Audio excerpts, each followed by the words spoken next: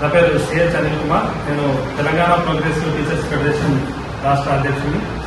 ఈరోజు రాష్ట్ర ప్రభుత్వము 1/7/2023 నుంచి ఇవ్వాల్సినటువంటి టీఆర్సీని ఇప్పటి వరకు ప్రకటించకపోవడం, దానికి సంబంధించినటువంటి నివేదికను కూడా ముఖ్యమంత్రి గారు వెంటనే తెప్పించుకుంటామని మే 2 నాడు జరిగినటువంటి జేఏసీ మీటింగ్ లో ప్రకటించినప్పటికీ ఇప్పటికీ ఆ నివేదికని తెప్పించుకోకపోవడం నిజంగా శోచనీయం. ఉద్యోగులకు కావాల్సినటువంటి ఆ పీఆర్సీని వెంటనే ప్రకటించాలని టీపీటీపీలో మేము డిమాండ్ చేస్తాము. అలాగే పెండింగ్ లో ఉన్నటువంటి 6 డిఏలను కూడా వెంటనే ప్రకటించాలి. ఇలా ప్రభుత్వం ఏ మేరకైతే హామీ ఇచ్చిందో, ముఖ్యమంత్రి గారు హామీ ఇచ్చినప్పటికీ కూడా ఇలా పెండింగ్ బిల్స్ కు సంబంధించి కానీ, పెండింగ్ డిఏలు కానీ, పీఆర్సీ కానీ ఇవి ప్రభుత్వము అది జేఏసీతో చర్చల సందర్భంలో మేము త్వరలోనే పీఆర్సీ ప్రకటిస్తాము, త్వరలోనే మేము రిపోర్ట్ తెప్పించుకుంటాము, జూన్ 2 నాడు అనౌన్స్ చేస్తాము, జూన్ 2 సందర్భంగా పీఆర్సీ రిపోర్ట్ అయినా తెచ్చుకుంటారని ఉద్యోగులందరూ ఆశించారు. అయినప్పటికీ ప్రభుత్వం నుంచి ఎలాంటి స్పందన లేదు. అది కాకుండా ఇవాళ ఉద్యోగులను అయోమయాన్ని గురి చేసే విధంగా హెల్త్ కార్డ్స్ కి సంబంధించి కూడా ఒక గందరగోళమైనటువంటి పరిస్థితి నెలకొని ఉన్నది. ఇవాళ రాష్ట్ర ప్రభుత్వం ఉద్యోగుల నుంచి వాళ్ళ డిడక్షన్స్ మాత్రము 2 నెలల నుంచి కొనసాగినాయి, 3వ నెల కూడా ఇప్పుడు కొనసాగడానికి సిద్ధంగా ఉన్నది. ప్రైవేట్ హాస్పిటల్లకు పోతే మాత్రం వైద్యం అందనటువంటి పరిస్థితి ఉన్నది. కాబట్టి ఇలా అధికారుల నిర్లక్ష్యం ఉందా, మరి దీనికి ఎవరు కారకమైనటువంటి ముఖ్యమంత్రి తప్పకుండా దృష్టి పెట్టాలి.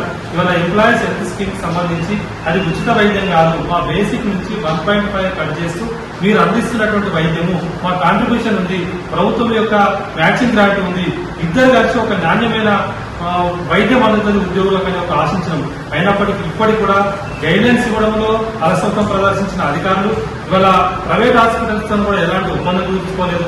ఇలా ట్రస్ట్ బోర్డు పేరు మీద చాలా మీటింగ్స్ జరుగుతున్నాయి, కానీ ఆ ట్రస్ట్ బోర్డు ఉన్నటువంటి సభ్యులు ఏం చేస్తున్నారు, అసలు ట్రస్ట్ బోర్డు ఏం జరుగుతున్నది, కింద ఉన్నటువంటి టీచర్స్ కు కానీ ఉద్యోగులకు కానీ అయోమయమైనటువంటి పరిస్థితి ఉన్నది. ఇవాళ నార్మల్ గా ఉండేటువంటి సామాన్య ప్రజలకు హెల్త్ కు సంబంధించి మీరు ఆరోగ్యశ్రీ కింద 10 లక్షలు ఇస్తున్నారు. ఇలా మా కాంట్రిబ్యూషన్ తోని, మా 1.5 తోని మీరు కొనసాగించేటువంటి హెల్త్ కార్డ్స్ లో ఇవాళ 5 లక్షలు ఫస్ట్ అన్నారు.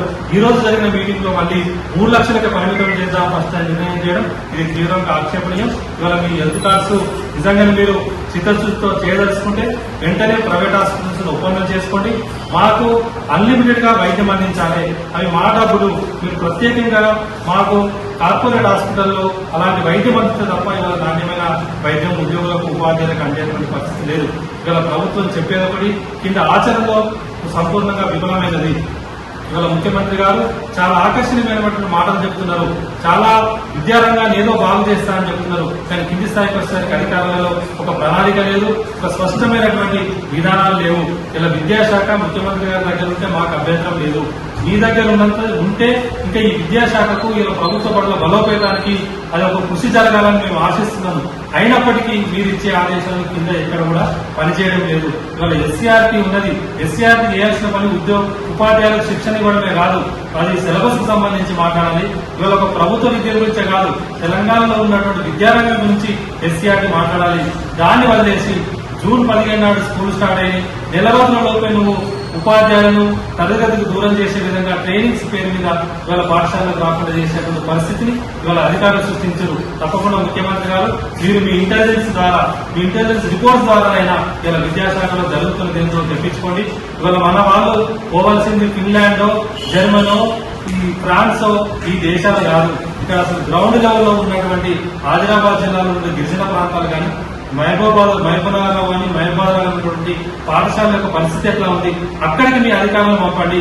ఉపాధ్యాయులు ఫిన్లాండ్ పంపినంత మాత్రాన ఫిన్లాండ్ విద్యా విధానం తెలంగాణ విద్యా విధానానికి ఎట్లా పొసుగుతుంది? మరి ఫిన్లాండ్ లో వాళ్ళు నేర్చుకున్న విద్యా విధానం ఇక్కడ అమలు చేస్తారా? ఇలా విధాన నిర్ణయాలు చేయాల్సింది ఇవాళ లెజిస్లేటివ్ కౌన్సిల్.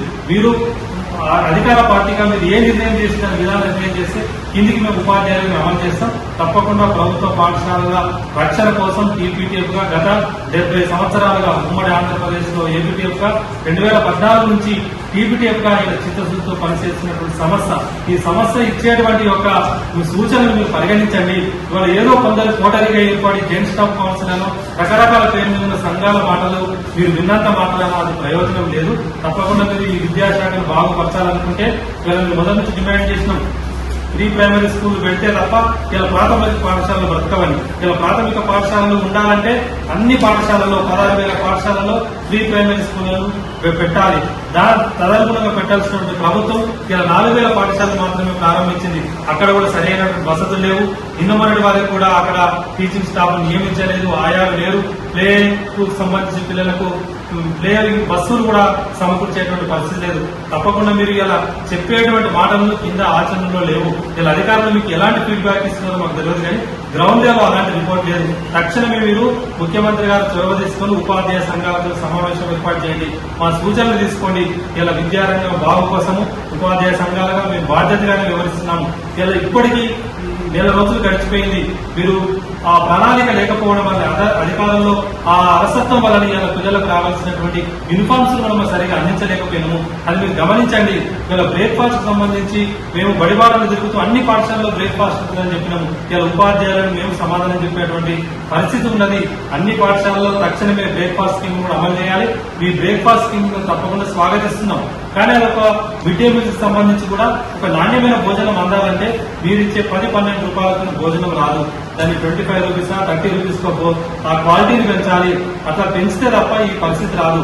ఇలా మీరు నిన్న కామెంట్ చేశారు, నల్గొండ స్కూల్లో ఒకరే విద్యార్థులు 9 మంది టీచర్లు ఉన్నారని.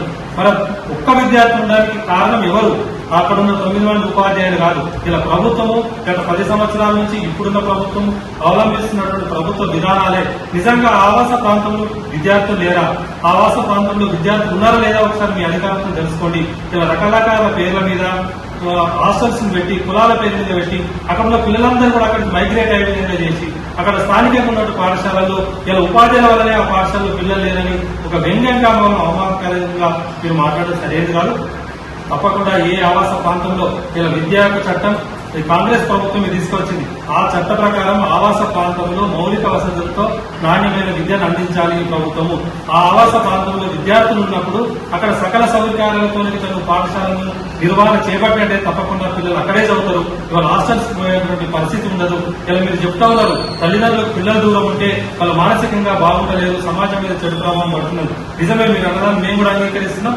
ఎక్కడైతే పాఠశాలలు స్థానిక ప్రాంతంలోనే ఆవాస ప్రాంతాలనే అన్ని వసతులు పాఠశాలను మీరు డెవలప్ చేయాలి. ఆ మౌలిక వసతులు కల్పించినటువంటి బాధ్యత తీసుకోవాలి. ఇవాళ అధికారులు చెప్పేదానికి కింద జరుగుతున్న దానికి చాలా భిన్నమైనటువంటి పరిస్థితులు ఉన్నాయి. తప్పకుండా ఇవాళ ప్రాథమిక పాఠశాలను బ్రతకాలంటే ఇవాళ ఎస్జీలకు సంబంధించిన సమస్యలు ఉన్నాయి. ఆ సమస్యల పట్ల మీరు ఒక స్పష్టమైన వైఖరి తీసుకోవాలి. ఇలా బీఈడీ టీచర్స్, బీఈడీ క్వాలిఫికేషన్ ఉన్న టీచర్స్ ను ప్రమోషన్ అర్హులుగా ప్రకటించడము అది సరైనది కాదు. తప్పకుండా ఆ అర్హతలు ఉన్నటువంటి వ్యక్తులకు కూడా హెడ్ మాస్టర్ గా ప్రమోషన్స్ కల్పించాలి.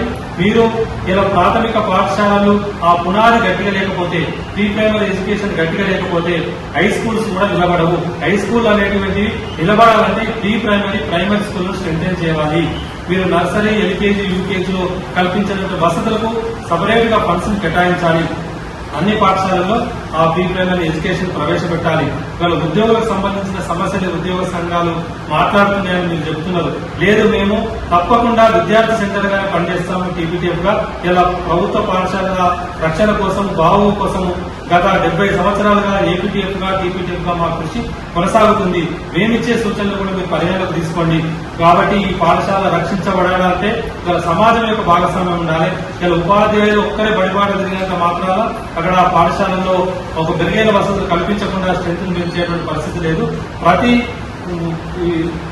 శాసనసభ్యులు, ప్రతి మినిస్టర్ అందరూ కూడా మీరు ఇలా ప్రభుత్వ రంగ పాఠశాలల పట్ల మీ వైఖరితో ప్రకటించాలి. మీరు వెళ్లిన ప్రాంతాల్లో ఆ పాఠశాలలో పిల్లలు చేరే విధంగా ఒక ప్రోత్సాహాన్ని అందించాలి. అది ప్రభుత్వ వైపు నుంచి ఉండాలి తప్ప ఇలా ఉపాధ్యాయుల మీద నిపాలను చేసి ఇలా ప్రభుత్వ పాఠశాల మూసివేతకు ఉపాధ్యాయుల కారణాల విధంగా మీరు ప్రతి వేదిక పైన మాట్లాడడానికి సరైనది కాదు. ఇలా మీరు నిజంగా ప్రభుత్వ పాఠశాల మెరుగుపరిచి చిత్తశుద్ధి ఉంటే ఇవాళ ఎమ్మెల్సీలుగా ఉన్నటువంటి ఎమ్మెల్సీలు ఎక్కడి దేనికి ప్రాతినిధ్యం వహిస్తున్నారు? వాళ్ళు గెలిచిందేమో ఉపాధ్యాయ ఎమ్మెల్సీలు, వాళ్ళు కార్పొరేట్ స్కూళ్లకు అధినేతలు. మీరు అట్లాంటి పాఠశాలకు ఇంటగ్రేషన్ పోతుంటే ఇలా సమాజానికి ఎలాంటి సందేశం ఇస్తారో గౌరవ ముఖ్యమంత్రి గారు ఆలోచించాలి. తప్పకుండా ఇలా విద్యారంగం, తెలంగాణ విద్యారంగం బాగుపడాలి. 2014లో నూతన రాష్ట్రం ఏర్పడిన తర్వాత ఇలా తెలంగాణలో విద్యారంగ బాగు కోసం ఒక స్పష్టమైన వైఖరి లేకుండా ప్రభుత్వాలు మారినప్పుడల్లా దాని విధానాన్ని మార్చుకోవడం అనేటువంటి సరైనది కాదు.